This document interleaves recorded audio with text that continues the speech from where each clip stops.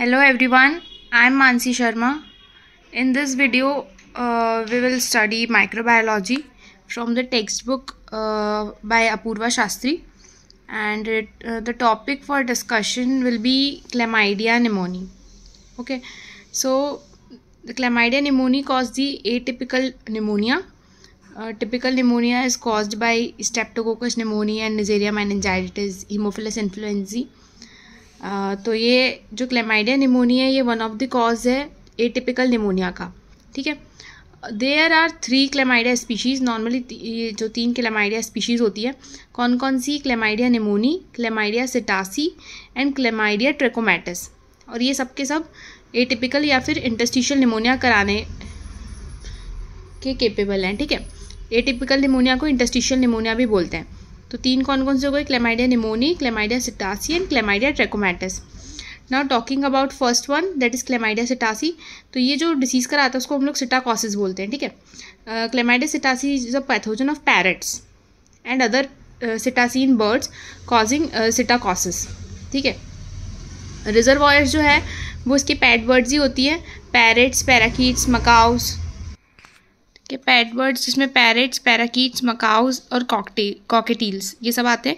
और पोल्ट्री में हो जाएगा turkey and ducks which act as a natural reservoir of infection and are involve in transmission of infection to humans. ये जो है इस पैथोजन को स्टोर भी करके रखते हैं अपने अंदर और डिसीज़ को ट्रांसमिट भी करते हैं ह्यूमन्स के अंदर. ठीक है, फिर होता है मोड ऑफ ट्रांसमिशन. तो हमने देख लिया है कि trachomatis can be transmitted to humans by inhalation of aerosols from avian nasal discharges and from infectious avian faecal और फेदर डस्ट. मतलब इतना आपको बेसिक समझ में आ गया है कि जो क्लेमाइडिया सिटासी है वो बर्ड का ओरिजिन है इसका. ठीक है, बर्ड को एविस भी बोलते हैं. तो ये जो होगा ये एरोसॉल्स से स्प्रेड होगा. किसके? एवियन नेजल डिस्चार्जेस से. जो बर्ड्स का नेजल डिस्चार्ज होगा उससे जो एरोसॉल्स निकलेंगे उससे डिसीज़ ट्रांसमिट होगी या फिर उनके फीकल या फेदर डस्ट से. ठीक है, क्लिनिकल मैनिफेस्टेशंस की बात करें तो इसका इंक्यूबेशन पीरियड जो है वो 5 से 19 दिन का होता है. अब ये 3 फॉर्म में रह सकता है. रेस्पिरेटरी मैनिफेस्टेशन शो कर सकता है एक तो, क्योंकि मोस्ट कॉमन फॉर्म है, क्योंकि निमोनिया है तो obviously respiratory system is involve. Varies from a mild influenza like syndrome to an interstitial pneumonia. और सेकेंड पे सेप्टिसीमिया फिर टाइफाइड लाइक सिंड्रोम भी हो सकता है. ठीक है, मतलब माइल्ड रहेगा तो फ्लू लाइक इलनेस होगी, कफ कोल्ड फीवर वगैरह. और अगर सीवियर हो जाएगा तो फिर ये निमोनिया लाइक मैनिफेस्टेशंस करेगा. ठीक है, फिर ट्रीटमेंट की बात करते हैं तो ट्रीटमेंट में टेट्रासाइक्लिन जो है इसका ड्रग ऑफ चॉइस होता है. कौन सा? टेट्रासाइक्लिन. ठीक है, ट्रीटमेंट जो है फ्रीक्वेंटली पूछे जाते हैं कि इस डिसीज़ का क्या ट्रीटमेंट है, क्या ड्रग ऑफ चॉइस. तो टेट्रासाइक्लिन जो है वो ड्रग ऑफ चॉइस है. Given 250 mg 4 times a day for at least 3 weeks. तो ये डोज तो ठीक है, बाकी ड्रग पता होना चाहिए कि कौन सी टेट्रासाइक्लिन है ड्रग ऑफ चॉइस. ठीक है, डोज भी पता रहे तो वेल एंड गुड है. एरिथ्रोमाइसिन भी दे सकते हैं इस गिवन अल्टरनेटिवली.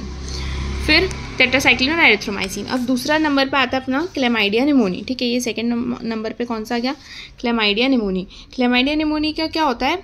ये इसका ह्यूमन पैथोजन ही होता है एक तरीके, मतलब ह्यूमन को इन्फेक्ट करता है सिर्फ ये. It is transmitted from person to person by inhalational route. It causes various manifestation. एक तो एटिपिकल निमोनिया तो कराता ही है. Chlamydia pneumonia is a common cause of atypical या फिर interstitial pneumonia accounting for 10% of causes of community acquired pneumonia. Interstitial pneumonia तो कराता ही है ये.